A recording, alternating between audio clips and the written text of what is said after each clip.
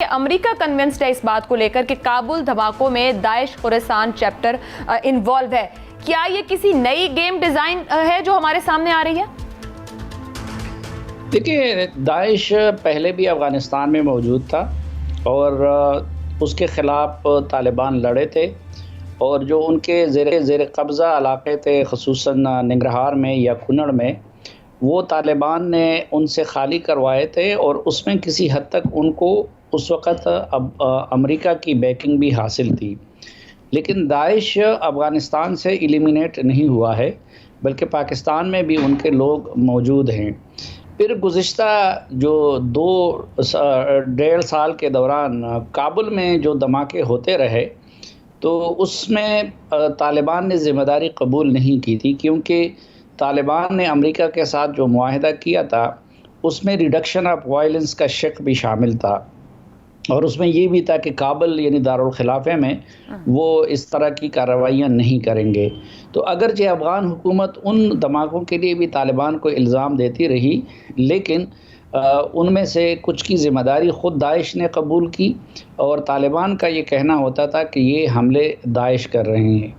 तो दाइश का वजूद है अफ़गानिस्तान में अभी भी और उसकी कैपेसिटी भी है और काबुल के अंदर भी उसकी प्रेजेंस तालिबान के वहाँ आने से पहले खातिर ख़्वाह थी।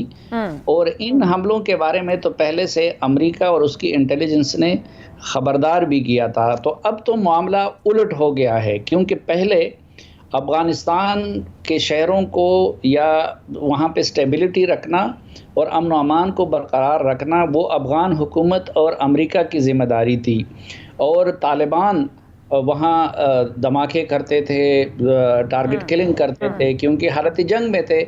अब अफ़गानिस्तान के शहरों को काबू में रखना और स्टेबल रखना वो तालिबान की ज़िम्मेदारी हो गई है। तो ज़ाहिर है कि तालिबान ने तो नहीं किए हैं, अपनी हुकूमत में कोई धमाके नहीं करता। तो ऑब्वियसली उंगली जो है वो दाइश की तरफ उठती है और अफ़गान इस्लामिक प्रेस और इसी तरह कुछ ऑर्गेनाइजेशन के मुताबिक दाइश ने खुद उसकी जिम्मेदारी कबूल भी की है। ठीक है साफ़ी साहब, इससे पहले कि इसी पे आगे बढ़े, पहले अमेरिका के किरदार की तरफ थोड़ा सा तहकीकात ना हुई, लेकिन दाइश ने कबूल किया। बाद में दाइश की जिम्मेदारी कबूल करने से पहले ही अमेरिका का उसको लेकर ऐलान कर देना और जो बाइडन की स्टेटमेंट भी हमने चलाई जिसमें वो कह रहे हैं नॉट फॉरगिव और फॉरगेट यू, मेक यू पे एंड हंट यू डाउन। क्या ये एक ऐसा कहें कि साजिशी थ्योरी है जिस पर हर जगह बात हुई कि कोई और प्लान तो नहीं है फॉर फ्यूचर अमेरिका का यहाँ खत्ते में अफगानिस्तान के अंदर? नहीं, ये देखें, शुरू में तो जब दाइश यहाँ पे सामने आई तो उस वक़्त हामिद करज़ई जैसे लोग भी ये कहते रहे कि दाइश को सपोर्ट मिल रही है अमेरिकन की तरफ से, और उस वक़्त एक थ्योरी ये भी थी कि तालिबान को कमज़ोर करने के लिए उसके मुकाबले में ये क़ुव्वत कड़ी की जा रही है, क्योंकि बहुत सारे लोग दाइश में, ज़ाहिरी बात है कि वो आसमान से आके तो नहीं गए, तो या टीटीए की सपों से टूट के दाइश में गए या टीटीपी की सपों से टूट के उधर गए। तो शुरू में तो ये कंस्पिरेसी थ्योरी थी और उसके लिए आर्गूमेंट्स भी दिए जा रहे थे, लेकिन बाद में जहाँ तक तालिबान का ताल्लुक़ है तो तालिबान भी इस चीज़ को समझ रहे थे। एक तो चूँकि दाइश ने ये कहा था कि अब मुल्ला उमर जो कि इनके अमीरुल मोमिनीन थे वो तो दुनिया में नहीं रहे और हमारे अमीरुल मोमिनीन ज़िंदा है, तो इसलिए वो लोगों को अपनी तरफ खींच रहे थे। दूसरी तरफ अफ़गान तालिबान का जो एजेंडा था वो एक तो अफ़गानिस्तान तक महदूद था और वो किसी आलमी एजेंडे को परसू नहीं कर रहे थे। और फिर उन्होंने जब इस ख़तरे को महसूस किया तो पहले भी अमेरिका ने नहीं बल्कि अफ़गान तालिबान ने ही उनकी क़ुव्वत को तोड़ा था। और अभी जो बाइडन कितनी भी धमकियां दे दें तो ये नहीं हो सकता कि वो यहाँ से दाइश को एलिमिनेट करे। आगे अगर दाइश के ख़िलाफ़ कार्रवाइयाँ होंगी तो वो मेरे ख़्याल में तालिबान ही करेंगे।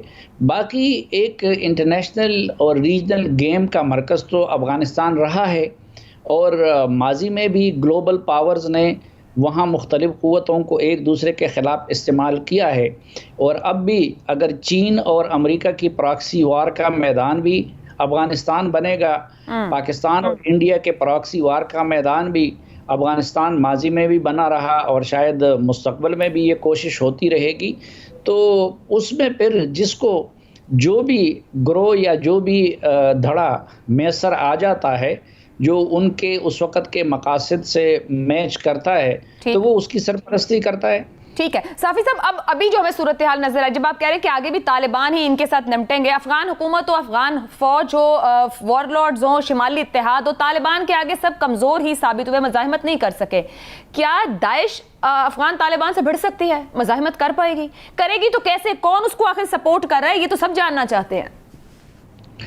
देखें, एक तो इससे पहले अफगानिस्तान जो था वो एक गर्म तंदूर था जिसमें हर कोई आके अपनी अपनी रोटी लगा रहा था। मसलन अगर आप नेटो के तहत देखें तो नेटो में सिर्फ अमेरिकी तो नहीं थे, उसमें बरतानिया था, जर्मनी, फ्रांस, और फिर ग्राउंड पे हमने बहुत सारी जगहों पे देखा हुआ है कि उनकी लाइन मुख्तलिफ होती थी। या मसलन तुर्की भी नेटो के हिस्से के तौर पर वहाँ पे था, लेकिन तुर्की के फ़ौजी जंग में उन्होंने हिस्सा नहीं लिया था और वो शमाल को प्रेफर कर रहे थे अपनी डिप्लॉयमेंट के लिए, क्योंकि सेंट्रल एशियन अक्सर ममालिक तुर्क हैं, तो तुर्की उनका अपना वो एक एजेंडा था। तो ये चीज़ें अब इसके बाद जो हैं, एक तो मेरे ख़्याल में कि उस लेवल के प्लेयर्स अफ़गानिस्तान में नहीं रहेंगे। नेटो वग़ैरह तो अक्सरियत उनकी निकल गई, लेकिन जो प्रॉक्सी के तौर पर इस्तेमाल करने का मामला है, अब एक तो वो ममालिक होंगे कि अगर उनके कंसर्न्स को तालिबान एड्रेस करते हैं, मसलन इस वक्त चीन का कंसर्न ETIM के हवाले से है, पाकिस्तान का कंसर्न TTP के हवाले से और बलोच मिलिटेंट के हवाले से है, इसी तरह ईरान का कंसर्न वहाँ की हज़ारा और शिया कम्युनिटी के हवाले से है, रूस और बाकी सेंट्रल एशियन स्टेट का जो कंसर्न है वो इस्लामिक मूवमेंट ऑफ उज़्बेकिस्तान और ड्रग्स के हवाले से हैं। तो अगर तो इन कंसर्न्स को तालिबान की हुकूमत एड्रेस करती है तो फिर ये ममालिक, ज़ाहिरी बात है रीजनल ममालिक हैं, वो वहाँ पे स्टेबिलिटी चाहेंगे। लेकिन अगर ऐसा नहीं होता तो माजी में फिर जिस ममालिक के लिए अफ़गानिस्तान से ख़तरा जिस मुल्क के लिए बनता है, तो वो तालिबान मुखालिफ क़ुव्वतों का वो दाइश हो या फिर कोई और हो, उनको सपोर्ट मिलेगा। फिर इसी तरह साफी साहब दाइश को लेकर क्या कोई ऐसे शवाहिद कहीं हैं कि कौन लॉजिस्टिक और फाइनेंशियल सपोर्ट दे रहा है? कोई मजबूत है या ये सिर्फ एक प्रॉक्सी है जिसको यूज किया जा सकता है या किया जा रहा है? देखिए, मैंने आपसे अर्ज किया ना कि इससे पहले तो अफगानिस्तान एक शहर नापुरसान था जिसमें असलहे की बहुतात थी, जिसमें दर्जनों आलमी और रीजनल प्लेयर्स थे, और फिर अफ़गान हुकूमत के अंदर भी कोई यूनिटी नहीं थी और उसमें मुख्तलिफ किरदार मुख्तलिफ रोल अदा करते रहे। मसलन इसकी मैं आपको एक मिसाल देता हूँ कि डॉक्टर उमर ज़ाखिलवाल, वो अशरफ गनी के कुलीग भी रहे, हामिद करज़ई हुकूमत में वो फाइनेंस मिनिस्टर थे, बाकी जगहों पे, और फिर अशरफ गनी के यहाँ पे सफ़ीर भी रहे पाकिस्तान में। लेकिन कुछ अर्सा पहले उनको तालिबान के नाम पे थ्रेट मिलने लगी और पाकिस्तान से वो काले की जाती थी, लेकिन चूँकि वो वहाँ सिस्टम में रहे थे, उनके अपने ताल्लुकात भी थे, तो पता चला कि भाई इंडियस ही ने उनके कत्ल का मंसूबा बनाया है। फिर उन्होंने प्रेस कॉन्फ्रेंस की और वो सारा जो प्लान उनके खिलाफ बना था तो उसको सामने रख दिया। तो उसमें इंडिया की अपनी लॉबी थी, ईरान की अपनी लॉबी थी, पाकिस्तान की अपनी लॉबी थी, रूस की अपनी थी, अमेरिका खुद वहाँ पे मौजूद था।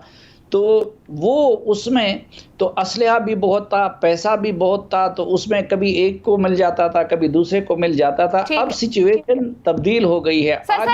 इसी सिचुएशन जो तब्दील हुई है, इस पे सवाल जो आज DG ISPR ने बड़ी तफसीली ब्रीफिंग दी, अफगानिस्तान में भारत के मनफी किरदार, फिर वहाँ की अफगान क़यादत, फौज और अवाम के जहनों को जो वो कह रहे हैं जहर आलूद किया गया। क्या तालिबान के आने के बाद आज जिस सिचुएशन तब्दीली की बात करें, अफगानिस्तान में भारतीय चैप्टर क्लोज हो गया, आप फोर्सी कर रहे हैं कि अब कल के वाकयात को भी सामने रखे, क्या हालात तालिबान कंट्रोल कर पाएंगे, नॉर्मलाइज हो जाएंगे? देखिए, अगर तो तालिबान इसमें कामयाब हो गए कि वो हकीकी मानों में इंक्लूसिव गवर्नमेंट बना दे और वो ताजिक, उज़्बेक, हज़ारा, एमक, तुर्कमन इन सब को अपनी हुकूमत में एकोमोडेट कर लें और एक ऐसी हुकूमत बन जाए कि जिसको सब अपना रिप्रेजेंटेटिव समझें, तो उस सूरत में तो फिर इंडिया जैसे प्लेयर्स के लिए अपनी जगह बनाना बड़ा मुश्किल होगा।